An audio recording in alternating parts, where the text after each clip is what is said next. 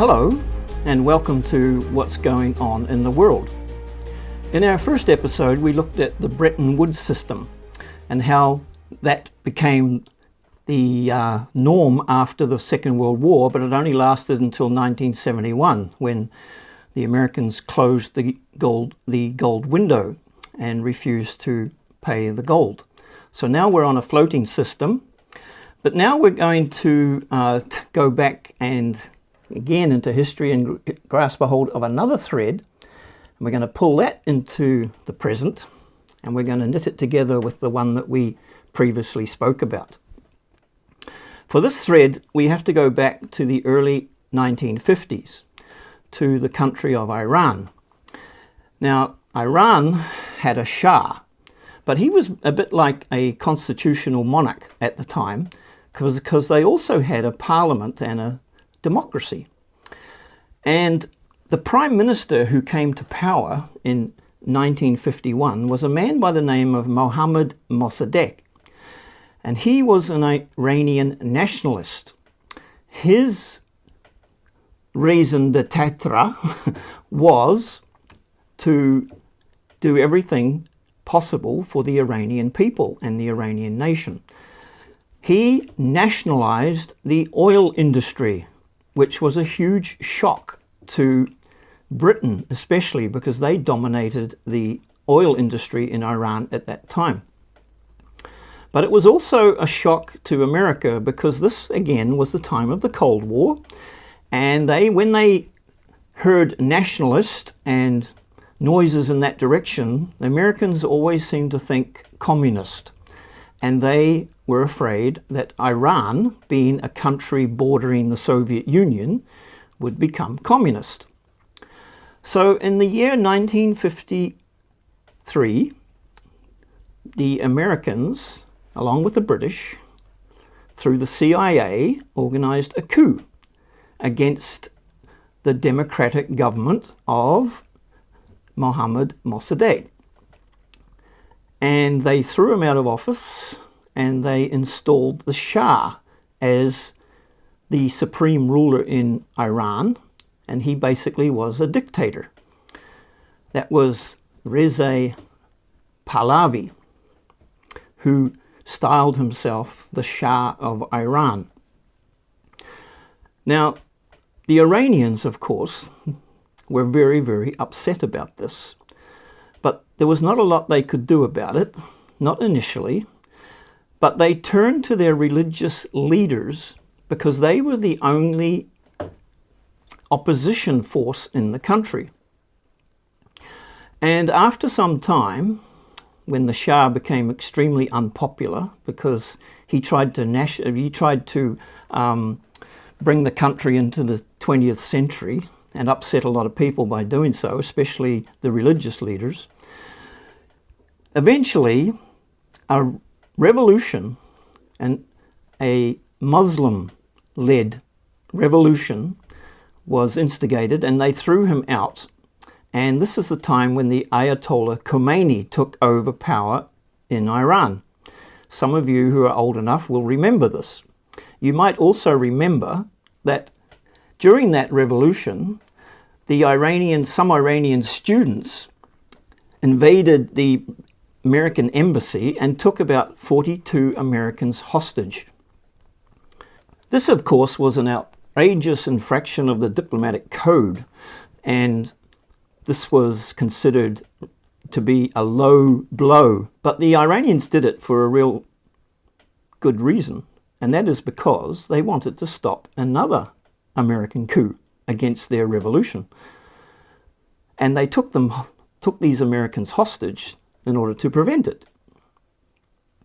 Now, what was America going to do? You do not do something like that to a superpower without consequences. Everybody at that time remembered a similar incident that took place in Uganda. This was when some Muslim jihadists took over an airplane and flew it with the hostages to Uganda. That was the time when Idi Amin was in charge of Uganda.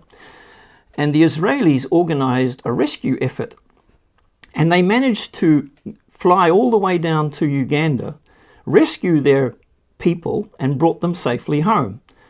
There were a couple of deaths, but it was considered a great success, and they were hailed as great saviors for their people. And of course, everybody's now thinking, will America do the same thing? Well, of course they tried, but unfortunately they didn't have the same success. Their operation crashed and burned in an Iranian desert, and 7 servicemen lost their lives. Now, this even infuriated America even more, of course. And Iran was definitely on America's hit list. Now, the next thing that happened was there was a man next door to Iran by the name of Saddam Hussein. I'm sure you've probably heard of him. He was the dictator of Iraq. And so suddenly he felt an impulse to attack Iran. And they had a war for 8 years. Why did he attack? Well, I'll let you surmise.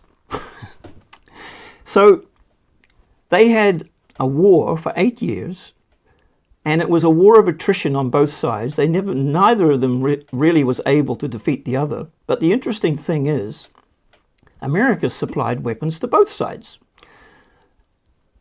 Henry Kissinger at the time, who was foreign minister, said, I hope they slaughter one another. And here are the weapons to do it with. You may find that difficult to believe, but it's actually it was all uncovered in the Iran-Contra scandal.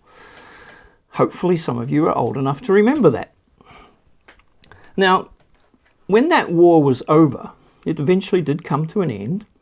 Saddam Hussein was thinking about, what can I have as a reward for my good efforts to keep this Iranian revolution in check? Which he did. And so he set his sights on Kuwait. What we don't realize is that all of these borders that exist in the Middle East today are basically artificial. They were put in place by the colonial powers that ruled in those days.